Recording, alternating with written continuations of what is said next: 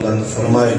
بالخصوص مسجد و امام بارگاہ میں حصہ ڈالنے والے جنہوں نے ہاتھ سے حصہ ڈالا یا جیب سے حصہ ڈالا، مولا تمام کے مرحومین کے درجات بلند فرمائے، تمام کو ان کی نیت کے مطابق اجر عطا فرمائے۔ پروردگار عالم جتنے مومنین مومنات بیمار ہیں تمام کو شفاء کلی عطا فرمائے، جتنے مومنین مومنات بے گھر ہیں مولا گھر عطا فرمائے، جتنے مومنین مومنات بے اولاد ہیں مولا صدقہ باب الحوائج علی اصغر علیہ السلام کا مولا تمام مومنین بے اولاد مومنین کو اولاد نرینہ عطا فرمائے۔ پروردگار عالم اس وقت تک کسی علی ولی اللہ پڑھنے والے کو موت نہ آئے جب تک دیدار کربلا نہ کر لے۔ پروردگار عالم ہماری ساری دعاؤں کی ایک ہی دعا، ہمارے حقیقی وارث حجت اللہ بقیت اللہ العظمیٰ امام زمانہ علیہ السلام کا جلد ظہور فرمائے۔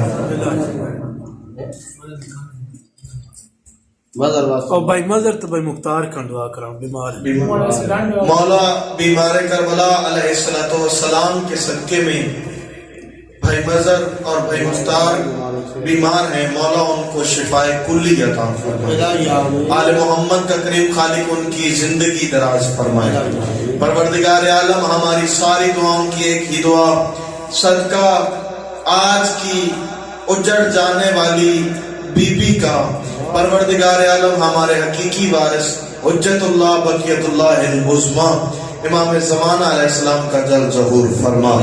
ساری دعائیں قبولیت تک پہنچائیں کہ درود کے ساتھ صلوات بآواز بلند۔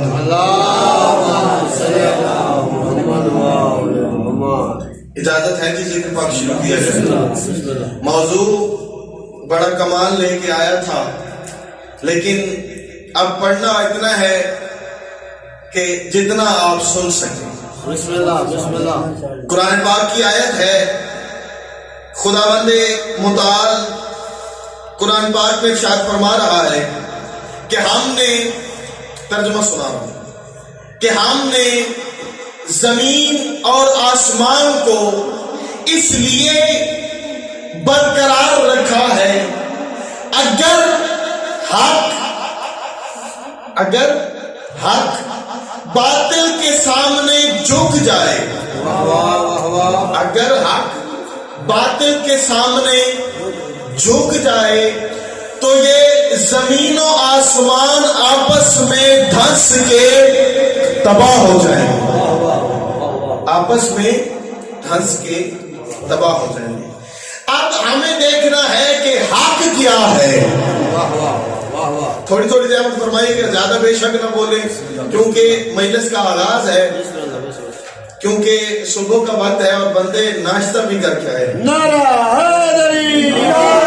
اور جب بندہ ناشتہ دیسی اندر تو ماحول ہے ہوتا کہ دو پراٹھے نال کوئی سالن وغیرہ وہ تو دو کپ چاہ دے، جیس کتنا کھاتا ہوئے وہ کتنے بول رہا جی۔ تو اب ہم نے دیکھنا ہے کہ حق کیا ہے، کیا دیکھنا ہے جی؟ حق کیا ہے؟ خدا قرآن میں سورہ اعراف میں ارشاد فرماتا ہے کہ اللہ حق ہے، اللہ حق ہے۔ سورہ یونس میں پھر خدا ارشاد فرماتا ہے کہ دین حق ہے، یہ جو دین اسلام ہے یہ حق ہے۔ تیسری چیز اللہ سورہ یونس میں پھر ارشاد فرماتا ہے کہ قرآن یہ جو کتاب ہے یہ بھی حق ہے۔ تو اب کیا ثابت ہوا پیر ذوالفقار شاہ صاحب جی کہ اللہ حق ہے، دین حق ہے، کتاب حق ہے، اور چوتھی چیز ہے قیامت، وہ بھی حق ہے۔ اب اللہ کو کیسے پہچانا؟ اللہ کو کیسے پہچانا؟ اللہ کو پہچانا کہ اللہ کو بتانے کے لیے نبی نے اپنی زبان استعمال کی، تو پتہ چلا کہ جس زبان سے حق پتہ چلا وہ بھی حق ہے۔ اللہ کہاں سے پتہ چلا؟ زبان صدق رسول سے. واہ واہ واہ واہ. زبان صدق رسول سے. دین اسلام حق ہے کہاں سے پتہ چلا؟ زبان سے. کس کی؟ اللہ کے رسول کی. کتاب حق ہے کہاں سے پتہ چلا؟ اللہ کے رسول کی زبان سے. تو پتہ چلا جو کچھ حق ہے وہ اللہ کے رسول کی زبان سے نکلتا ہے.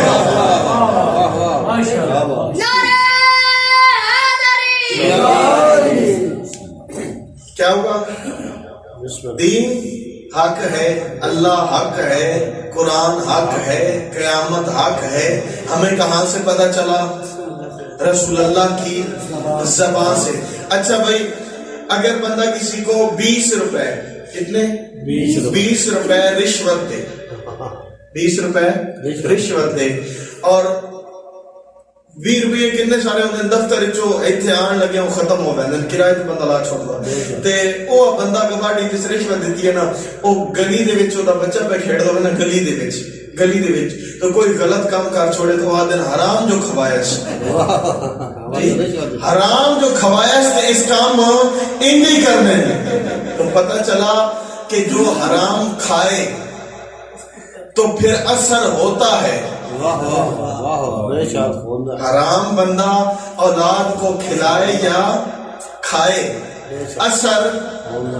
ایک بات آپ کو ایک عرصہ پہلے میں نے سنائی تھی کہ آیت اللہ، یہ جو آیت اللہ باقر مجلسی اور جو ان کے باپ تھے، تو جب بچپن تھا نا جناب باقر مجلسی کا، تو کیا ہوا کہ باقر مجلسی نے صبح جب فجر کے وقت، توجہ بھائی، فجر کے وقت جب نماز پڑھانے کے لیے گئے تو اپنے بیٹے کو ساتھ لے کے گئے. مسجد میں ایک مشکیزہ پانی کا بھرا ہوا پڑا تھا. توجہ بھائی، جو بیٹھے ہو توجہ میری طرف. اب کیا ہوا، وہ مشکیزہ پانی کا جو تھا نا، وہ بچہ تھا، اس نے اسے ضائع کر دیا. ایسا ہی ہے جی. تو جناب باقر مجلسی کے بابا نے ان سے کچھ نہیں کہا، گھر جا کے اپنی بیوی سے کہا میں نے کھایا بھی حلال تھا، تجھے کھلایا بھی حلال تھا، پھر یہ اس سے غلطی کیوں ہوئی؟ تو بڑی سوچ بچار کے بعد انہوں نے کہا بھائی تیر کہ جب میں نا حمل تھا نا، حمل کا دورانیہ تھا، اس وقت میں ہمسایوں کے گھر گئی تھی اور وہاں پہ انار پکے پڑے تھے، پودے پہ لگے تھے، اور میرا دل چاہا کہ میں انار کھاؤں، لیکن وہ ہمسائی عورت نے مجھے انار نہیں دیا تھا. اور میں نے ایک سوئی لے کر اس میں سوراخ کیا تھا. اس سوراخ کے جو اوپر وہ سوئی پہ جو اس کا مواد لگا تھا، جو اس کی رس لگی تھی، وہ میں نے اس کا ذائقہ محسوس کیا تھا. اب کیا ہوا، صبح جناب باقر مجلسی نے مشکیزے سے پانی کو ضائع کیا، اور ان کے باپ نے کیا کیا کہ اس کی وجہ معلوم کی کہ یہ کچھ نہ کچھ کہیں سے غلط ہوا ہے. تو پتہ چلا کہ خوراک کا اثر ہوتا ہے. خوراک کا اثر، اگر ہم پہ خوراک کا اثر ہوتا ہے تو جو محمد کو کھلاتا رہا، جو محمد کو کھلاتا رہا، اللہ جانے پھر وہ کیسا ہوگا. جناب ابو طالب محمد کو کھلاتے رہے. اب بات آگے چلیں.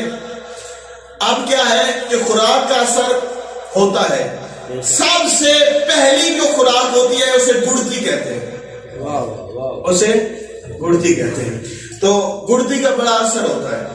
ایسا ہی ہے گڑتی کا کیسے اثر ہوتا ہے کہ جب بچہ دنیا میں آ جائے نا تو آدن ساڑھے پنجابی آدن کہ چاچا بکریاں چران گیا، اس آنا تو اس بکریاں گھٹی دینی، گھٹی اس دینی جیڑا نیک تے اچھا ہونا، گھرے جنوں اچھا سمجھا رہا. تے اگر بندہ وہ بچہ بڑا ہو کے اچھے اعمال کرے تو وہ بڑے کو کرنا لادا گھڑتی جو میں دیتی رہی گھٹی جو میں کیتی رہی تے اگر وہ کدیں غلط کام کر پاوے تو وہ پچھو کوئی نہ کوئی پوپی ماسی آتی ہے کنجر دی گھٹی سی تا ہے اگر ہم پہ گھٹی کا اثر ہوتا ہے تو اللہ جانے وہ کیسے ہوں گے جنہوں نے حق سے گھٹی لی تھی اللہ جانے وہ کیسے ہوں گے. اب اگلی بات آخری بات کروں گڑتی امیر کائنات علی ابن ابی طالب کو کس کی ملی؟ گڑتی کس کی ملی؟ جناب محمد مصطفیٰ کی زبان کی. یہ زبان کیا ہے؟ اس سے حق نکلتا ہے. حق کیا ہے؟ اللہ بھی حق ہے, دین بھی حق ہے, کتاب بھی حق ہے, قیامت بھی حق ہے. پتہ چلا کہ علی کو پہلی خوراک حق کی ملی تھی, پہلی خوراک حق کی ملی تھی. جناب سیدہ کو پہلی خوراک کس کی ملی تھی؟ حق کی. اب بولتے ہیں نا مولا امام حسن کو پہلی خوراک کس کی ملی تھی؟ مولا امام حسین کو پہلی خوراک کس کی ملی تھی؟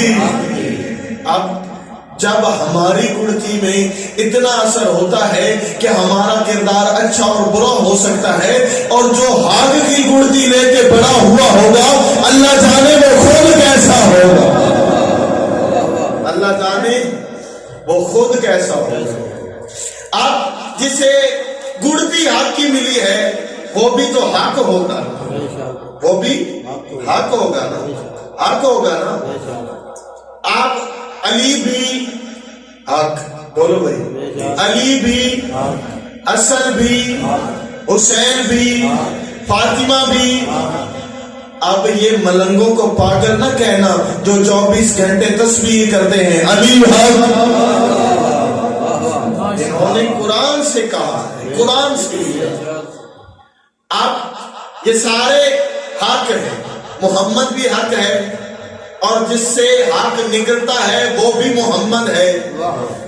علی بھی حق ہے, حسن بھی حق ہے, حسین بھی حق ہے, فاطمہ بھی حق ہے.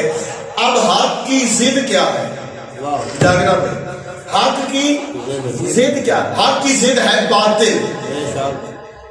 آپ جو محمد کے مقابلے میں آئے باطل, جو علی کے مقابلے میں آئے, جو حسن کے مقابلے میں آئے, جو حسین کے مقابلے میں آئے, جو سیدہ کے مقابلے میں آئے, جو سیدہ کے مقابلے, یہ سارے حق ہیں, اور جو ان کے مقابلے پہ آئے وہ باطل ہے. کبھی بھی علی ولی اللہ پہ کمپرومائز نہ کرنا, علی ولی اللہ نہ چھوڑنا. امام جعفر صادق سے پوچھا گیا تھا مولا مذہب کس چیز کا نام ہے؟ آخری جملہ, مذہب کس چیز کا نام ہے؟ تو مولا نے, اس بندے نے کہا کیا نماز مذہب, جو نماز مذہب ہے, روزہ مذہب ہے, حج مذہب ہے؟ ایک سلوات پڑھ لیجیے محمد, ایک سلوات اور پڑھ لیجیے محمد. اللہم صلی علی محمد وآلہ. کہاں پہ تھی جی؟ نماز مذہب ہے, روزہ مذہب ہے, زکات مذہب ہے, حج مذہب ہے. مولا ان میں سے ضروری چیز کون سی ہے؟ مولا نے فرمایا کہ ہماری ولایت. اس نے کہا اچھا مولا, ان سب کو چھوڑ کے آپ نے اپنی ولایت جواب کیوں دیا؟ مولا نے فرمایا کیا تجھے نہیں پتا نماز مسافر پہ قصر ہو جاتی ہے, روزہ بیمار پہ فرض کوئی نہیں ہے, زکات غریب دے نہیں سکتا, حج پہ مفلس جا نہیں سکتا. ہماری ولایت اتنی ضروری ہے, یہ امیر پہ بھی واجب ہے, یہ غریب پہ بھی واجب ہے, یہ تندرست پہ بھی واجب ہے, یہ سفر والے پہ بھی واجب ہے. اس نے کہا اچھا مولا اگر آپ کی ولایت اتنی ضروری ہے تو مولا بات مکمل کر دیجئے. نماز کے لیے وضو کی ضرورت ہے, روزے کے لیے طہارت شرط ہے، زکات کے لیے بندے کے پاس پیسہ ہونا چاہیے، حج کے لیے بندے کا امیر ہونا چاہیے۔ مولا آپ کی ولایت کے لیے، مولا آپ کی ولایت کے لیے کیا شرط ہے؟ مولا فرمایا لا شروطھا، کوئی شرط نہیں، الا حلالیہ، صرف ماں شریف ہونی چاہیے۔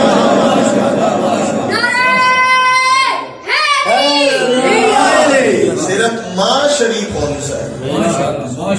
اور کبھی نہ سمجھنا کہ عبادت کے بل بوتے پہ ہم جنت حاصل کر لیں گے۔ جنت ایسے نہیں ملی ہے، لمبے سجدوں سے اللہ راضی ہو پائے گے۔ لمبے سجدوں سے تو اللہ، ابلیس کے پاس سجدوں کا ڈھیر تھا، خدا نے کہا لمحے میں لانتی بنا دیا، بھائی جنبل لمحے میں لانتی بنا دیا۔ میں خدا سے کہتا ہوں پروردگارہ اس کے پاس اتنی عبادت ہے، ہو سکتا ہے یہ تیری عبادت تیری بارگاہ میں لے کے آئے اور تجھے معاف کرنا پڑے۔ خدا نے کہا لمحے میں لانتی اس لیے بنا دیا ہے، حجت بھی پہلی ہے منکر بھی پہلا ہے، حجت بھی پہلی ہے منکر بھی پہلا ہے۔ اور آج اس سے میں لمحے میں لانتی بنا کے قانون بنا رہا ہوں کہ جب بھی کوئی حجت کا انکار کرے گا میں اسے لانتی بنا دوں گا، اور اس کی عبادت کو لعنت بنا کے اس کے گلے میں توق ڈال کے قیامت تک آنے والے مسلمانوں کو پیغام دے رہا ہوں، جب میں سبھی اللہ کے منکر کو معاف نہیں کرتا پھر علی ولی اللہ کے منکر کو معاف بھی کیسے؟ اس علی ولی اللہ کو بچانے کے لیے بڑی محنت کی ہے جناب سیدہ زینب نے۔ عزاداران مظلوم کربلا صرف ایک جملہ سنو، اتنی ہائے ضرور کرنا، آج 10 محرم جتنا دن ہے، آج 10 محرم کی طرح اپنے آپ کو محسوس کرو، کیونکہ حسین علیہ السلام دین تو بچا لیا تھا، لیکن حسین کو بچانے کے لیے زینب نے شام کا سفر کیا ہے۔ مولا تمہاری ہائے قبول کرے۔ عزاداران مظلوم کربلا، مولا امام جعفر صادق کا ایک غلام ہے جس کا نام ہے جبیر، اس نے کہا مولا مجھے کربلا کے احوال سنائیے، کربلا میں آپ کے ساتھ کیا ہوا؟ مولا نے اسے شام غریبہ میں بتایا کہ شام غریبہ جب میں پہلی دفعہ اپنے خیمے سے نکلا تھا نا تو سب سے پہلے میں نے سجدہ کیا تھا۔ اس نے کہا مولا کیا آپ نے شکر خدا کی وجہ سے سجدہ کیا تھا؟ مولا نے کہا نہیں وہ تو میں 24 گھنٹے کرتا ہوں، لیکن یہ سجدہ میری غیرت کی وجہ سے تھا۔ اس نے کہا اچھا مولا غیرت کی وجہ سے، ایسی کون سی وجہ تھی جو آپ نے جلتے ہوئے خیام میں، جب جلتے ہوئے خیام سے نکلے تو سب سے پہلے سجدہ کیا؟ اس وقت مولا فرماتے ہیں کہ جبیر سن، میں سجدے میں اس لیے گرا تھا کیونکہ باہر کا ماحول اتنا آلودہ تھا، کسی کمینے کے ہاتھ میں نیزہ تھا، کسی کمینے کے ہاتھ میں برچھی تھی اور میری پھپھیوں کی چادریں لوٹ رہا تھا۔ کسی کمینے کے ہاتھ میں نیزہ تھا، کسی کمینے کے ہاتھ میں برچھی تھی۔ اور بی بی زینب سلام اللہ علیہا جب واپس آئی نا تو جناب مسلم کی بہن نے پوچھا سیدہ آپ کے یہ ہاتھوں کے زخم تو سمجھ میں آتے ہیں، بی بی یہ گلے کا زخم بھی سمجھ میں آتا ہے، بی بی یہ چہرے کے زخم سمجھ میں نہیں آتے۔ اس وقت بی بی کہتی ہے مسلم کی بہن ذرا بتا کہ اگر کسی مزدور کے ہاتھ ایسے بدے ہوں اور بازار سے